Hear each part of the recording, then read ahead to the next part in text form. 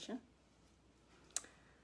Hello, everybody. I am Moshumi. I'm a registered dietitian, and I am super excited again to do this episode of Let's Say Yes to Carbs. So,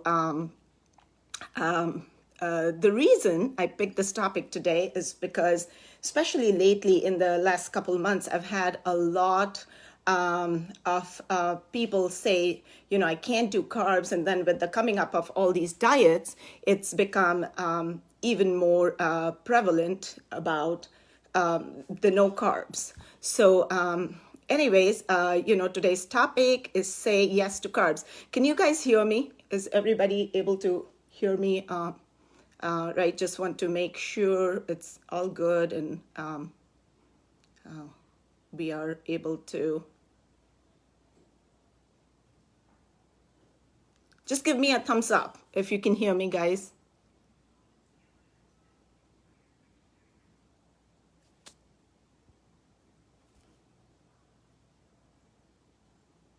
Okay. So I guess, yes, I see that. Okay. Yes, I see you guys can hear me. Okay, perfect. So again, kind of repeating really quick in case some people just joined. I am a registered dietitian. I'm Moshumi, and today's topic is let's say yes to carbs. So I remember,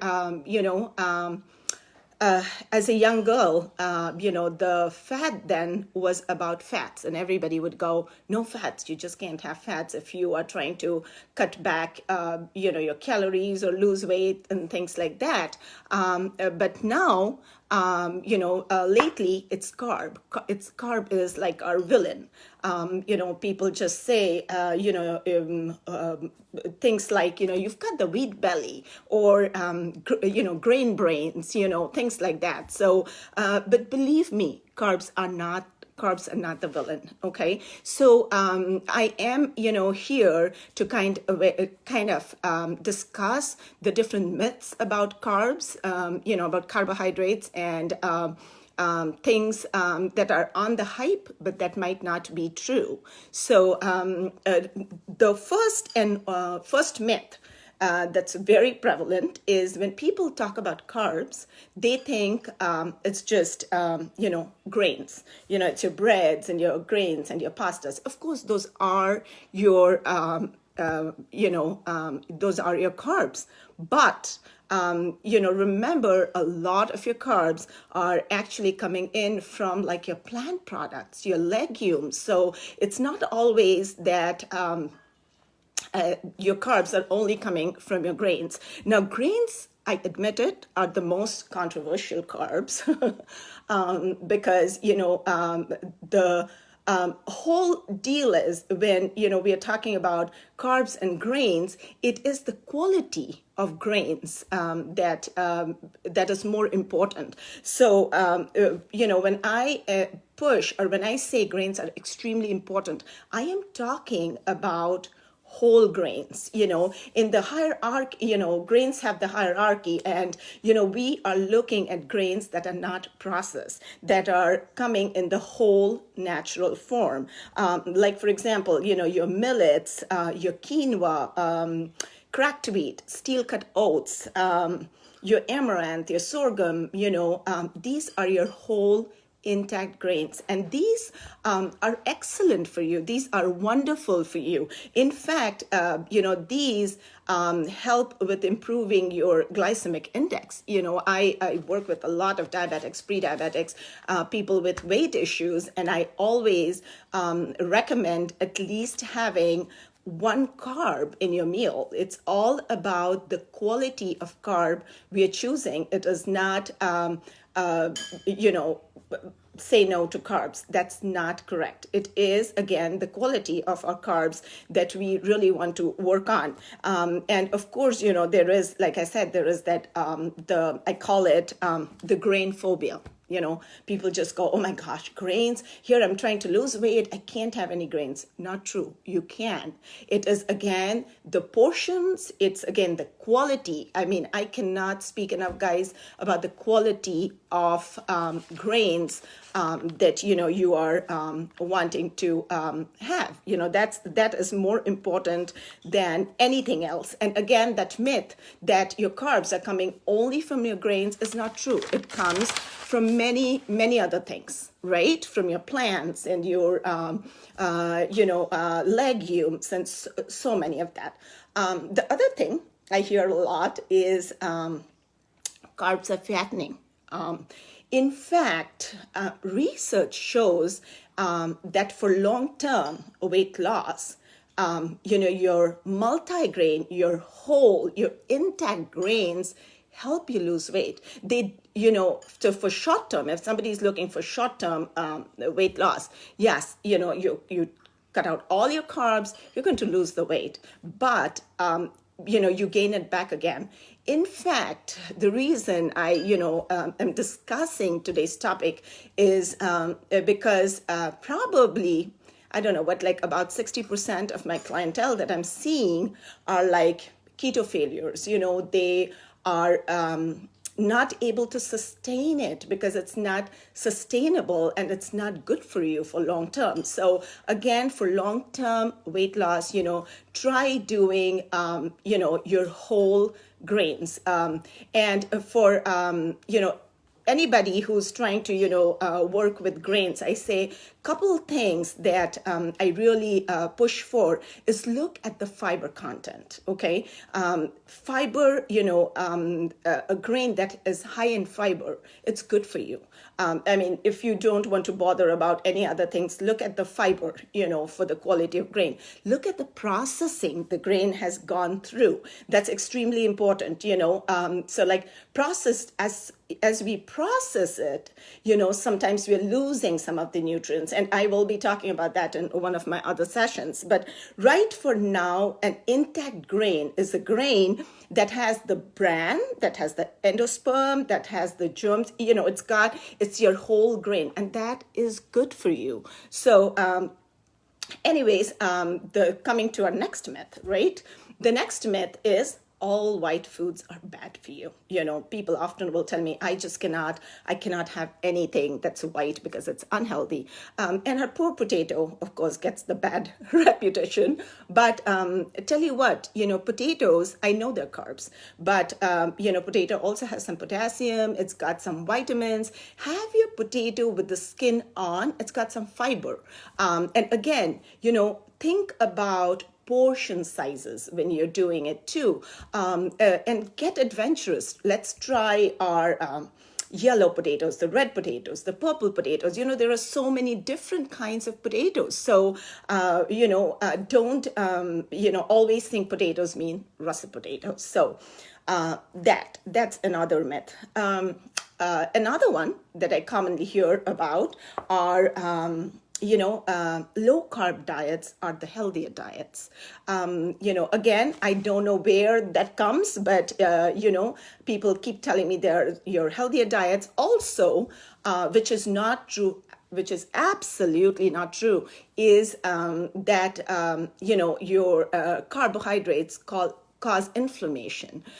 So again, if you are able to do your whole intact grains, like I said, your millets, your barley, your brown rice, whole grains, they in fact are anti-inflammatory. So many of your plant proteins are anti-inflammatory. They've got so much fiber, they've got so much phytonutrients. They're actually going to help fight some of the inflammatory diseases. So again, it's the choice we are making, right?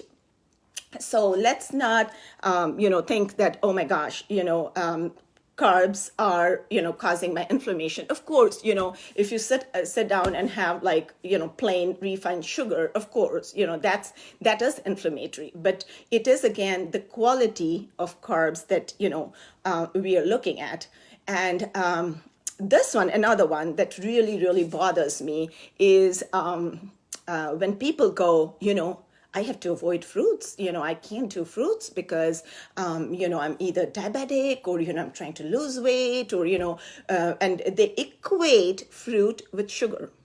Yes, fruit does have sugar, but it's natural sugars, and another day, I will talk about your natural sugars versus, again, processed sugars and how they, cause our blood glucose levels to rise and what happens. But guys, I mean, try to push your high fiber fruits. Absolutely, your kiwis, your berries, your pears, your apple with the skin on. I mean, they're packed with fibers. They are not just sugar. And again, my pet peeve is it's about the wholeness. So, just like you have to, until and unless you put the pieces of the puzzle together to form, your whole puzzle, similarly, balance is the key. So until and unless you are putting,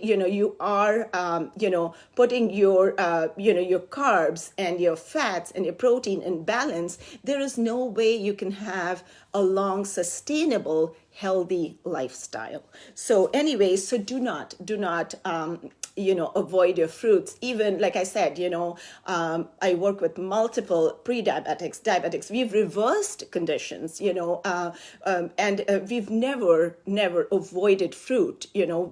Yes, what we've done is maybe cut back on some portion sizes. Timings of your carbs are important too, but saying no to fruit, absolutely not. We would never. I would never. As a dietitian, I would never recommend that. The other thing is glycemic index, So glycemic index in isolation, because some people tell me, okay, the glycemic index of, say, chocolate is this, or this fruit is this. Do not just plain compare glycemic index. In isolation, that won't work. So again, it's like a puzzle piece. We need to look at many factors, right? So that's important too. The next question then is, here are the myths. So the next question is, how much carbs? People often will ask me, how much carbs do I need? I will tell you right in the beginning, it is very different for everybody. So every diet or every person's diet is tailor-made for their bodies. And I'm not just talking about like the height, weight, there's multiple factors when we consider calories, right? How much are they working out? What is their lifestyle? What are the pre-existing conditions in there? There's so much to consider for calories and carbs. So, I could never compare one person to other. Rule of thumb, though, is about 45 to 60% of your calories typically should come from your carbs. But like I said, it would very much vary on multiple factors. And remember, guys, calories. So many, somebody could tell you, you can only have so many grams of carbs, right? These are numbers. So you have to work with what, works for you. That's super duper important, and that's where we come in. And,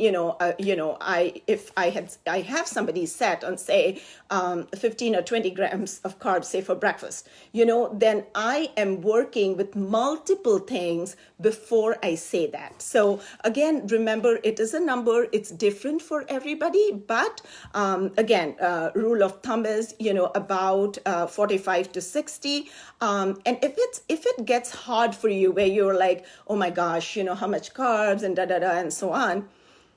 Rule of thumb, I say at least have one carb source in your meal, every snack. Now, yes, again, it should be a intact whole grain carb, or your carb could of course come from like a plant source or your legume or whatever, but just make sure that you do have a carb source in there too. And then, the other thing that comes in is why carbs? I mean, why do we need carbs, right? So carbs are needed for, your caloric metabolism. They are needed for your fat metabolism. So, carbs are essential. The other thing is carbs, believe me or not, there is something called, needed for detoxification. There is something called your glucuronic acid, and, it's broken down from glucose. And what it does is, it combines with like toxins in our body, and that then it helps us excrete. So it is needed for detoxification. Then we've got, carbs are needed for like a red blood cell function, for nerve function. Very important role of carbs is for brain function. That's extremely important. So on an average, about 140 grams of carbs are needed per day for your brain to function right. And then, you do not want to break your protein reserves for energy. So that's another important thing, is why we need our carbs. Also, very close to my heart is carbs support your GI system, your microbiome. Remember how in my last session I was talking about healthy gut means healthy moods, happy moods. So, to have a good high fiber, a nice microbiome in your GI system, you do need carbs.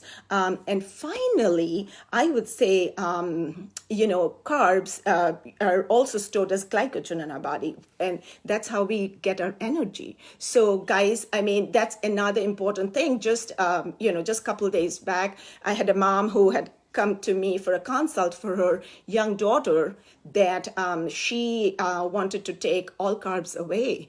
And, here's an athlete. We cannot, they need that energy. So we cannot take away the carbs from them. So hopefully that has given you guys an idea of, why we need carbs. Don't say no, don't say no to your carbs, please.